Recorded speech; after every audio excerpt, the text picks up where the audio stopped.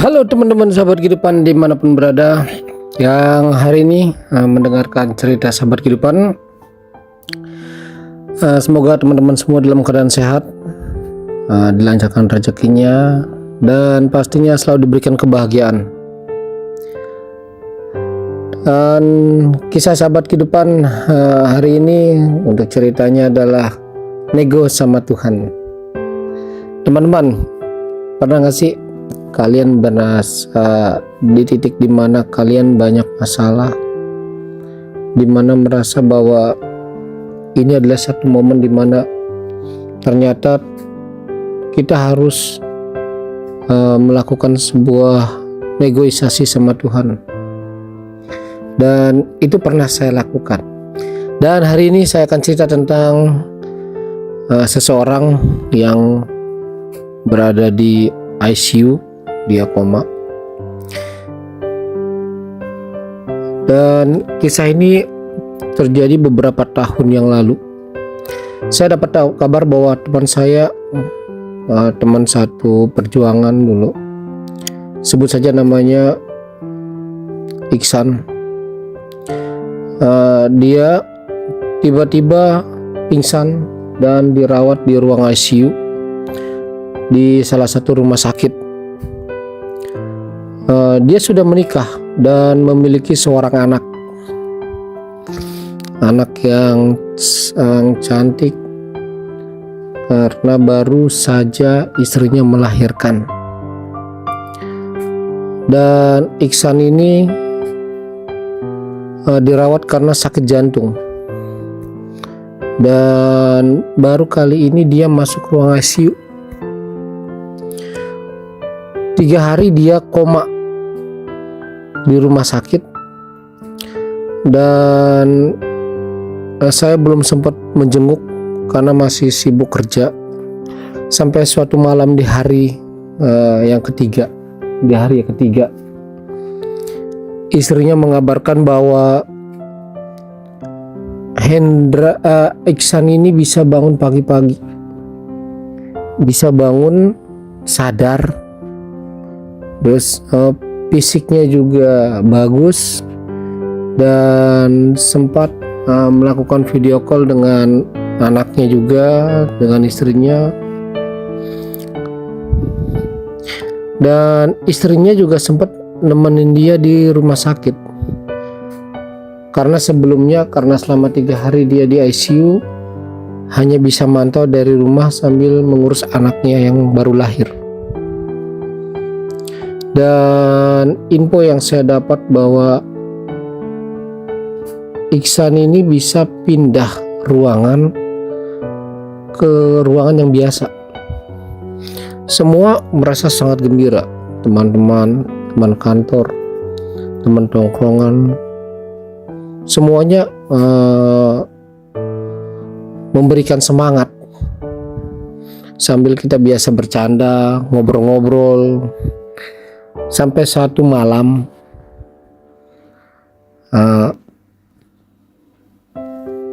sebut sajalah namanya Ridwan. Dia baru sempet chat si Ridwan ini, dan mereka saling berkabar dan memberikan semangat. Ridwan ini bilang ke Iksan, "San, ya puji Tuhan ya, kamu akhirnya sadar juga. Terus sekarang gimana keadaan kamu?" Di chatnya, "Ya nih, Kon, ya syukurlah Tuhan masih ngasih kesempatan sehari buat gua ngucapin selamat tinggal sama teman-teman gue semua, termasuk buat istri gue, buat anak gue." Terus Ridwan bales, "Maksud lu apa, San? Lu WA begini? Lu bercanda aja lu." Nah itu. Terus dibalas lagi, serius gue. ini gue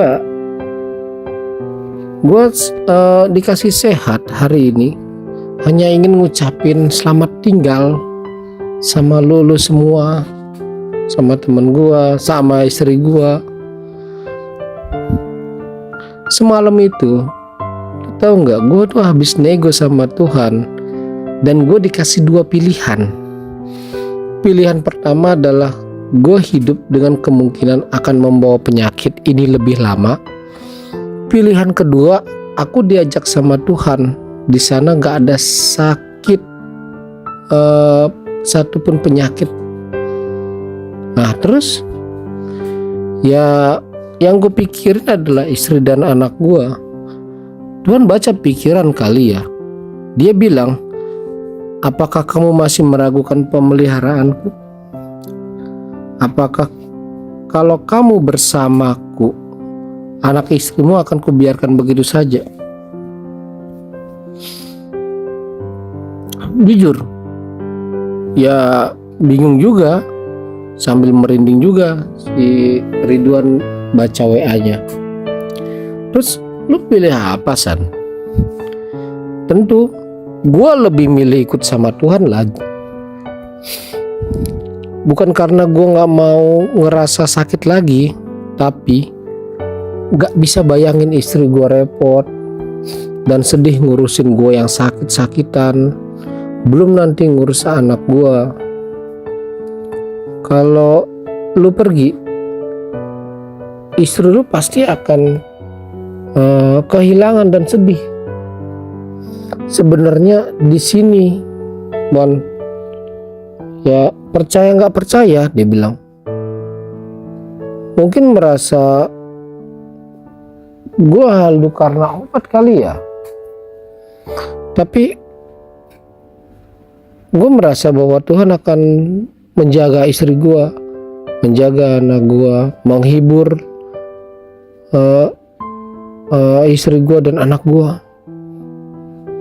Dan gue lebih percaya Tuhan bisa kok jagain mereka lebih baik daripada gue maksain buat stay hidup dengan kondisi gue.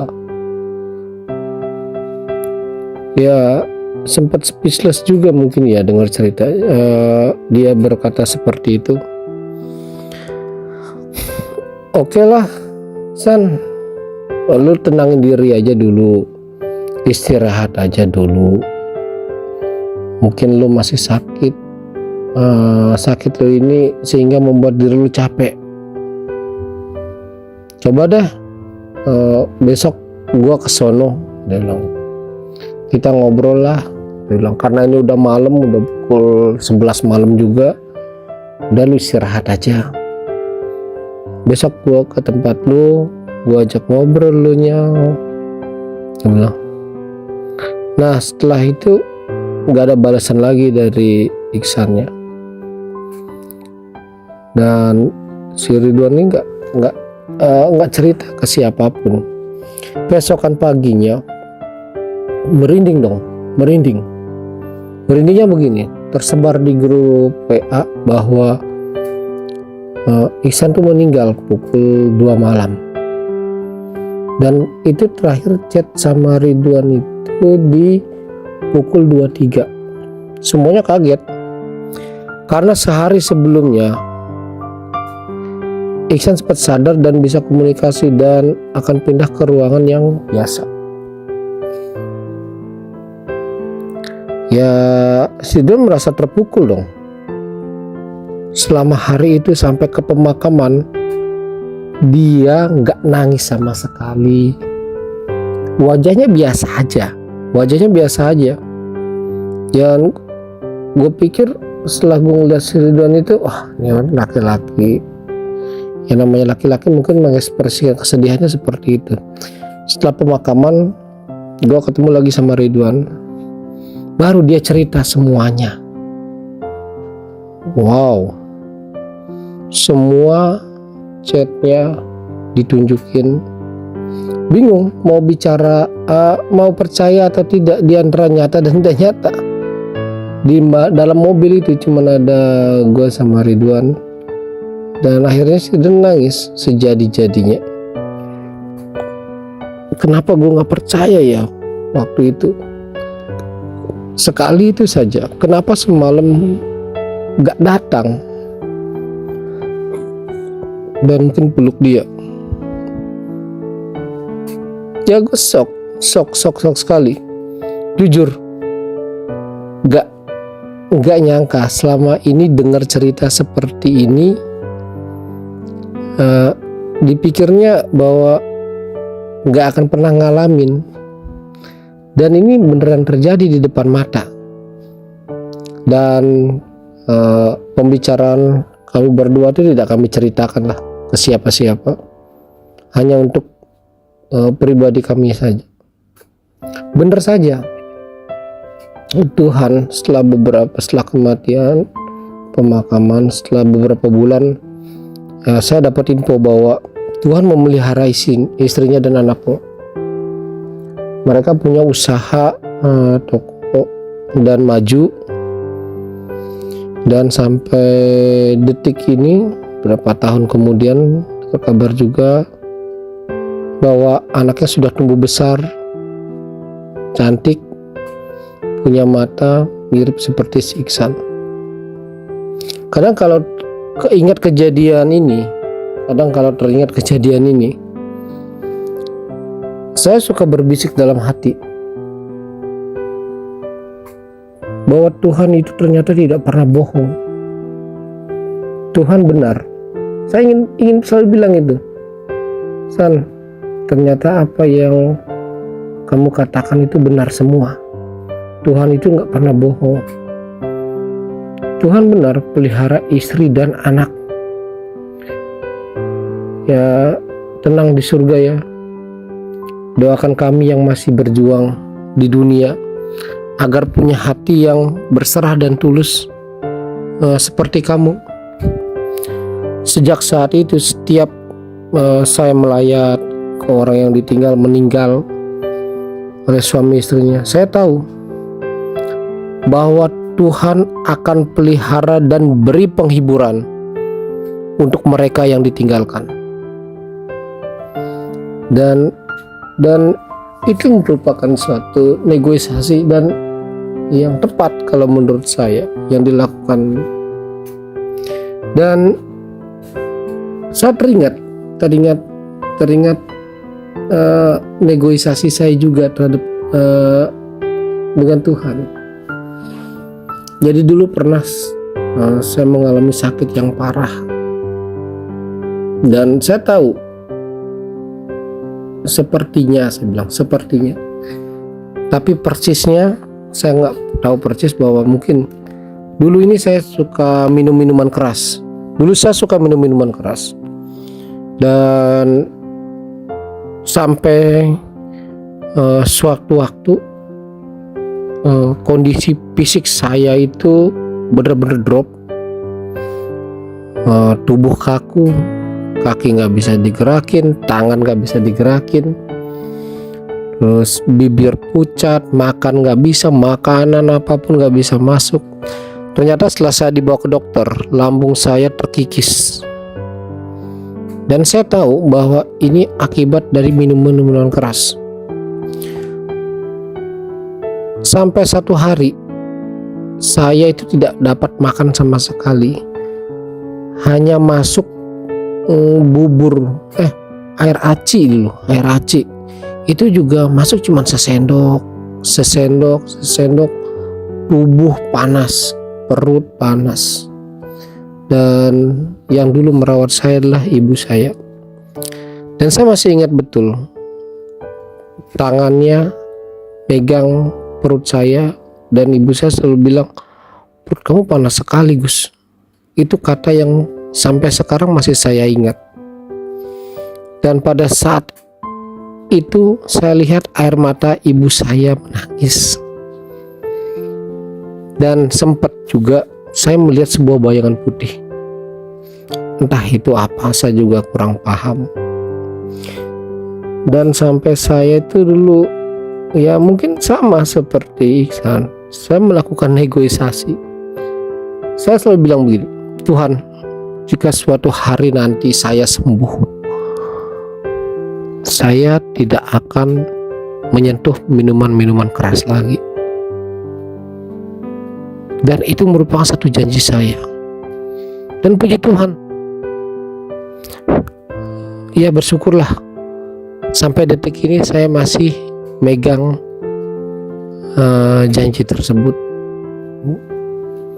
Dan Tuhan memberikan kesehatan buat saya sampai detik ini. Ya, terkadang memang benar, kita perlu bernegosiasi sama Tuhan, entah dalam hal apapun itu, dan tepati. Ketika teman-teman semua menepati apa yang sudah kalian negosiasikan dengan Tuhan, percaya itu semua akan dikabulkan. Itu semua akan dikabulkan. Semua itu kembali lagi kepada teman-teman semua. Bagaimana teman-teman semua yang tahu dengan kegiatan diri kalian, bagaimana kalian bernegosiasi dengan Tuhan kalian, bagaimana kalian memberikan keyakinan sama diri kalian, bagaimana kalian bisa meyakinkan Tuhan bahwa kalian itu bisa berubah. Itu yang paling utama. Kalian gak usah muluk-muluk, begini saya harus, gak usah. Sembahyang saja, sholat saja, deketi Tuhan, berbicara dengan Dia. Saya berani menjamin bahwa Tuhan akan mendengar doa kalian, negosiasi yang kalian lakukan dengan Dia. Itu akan dikabulkan semua.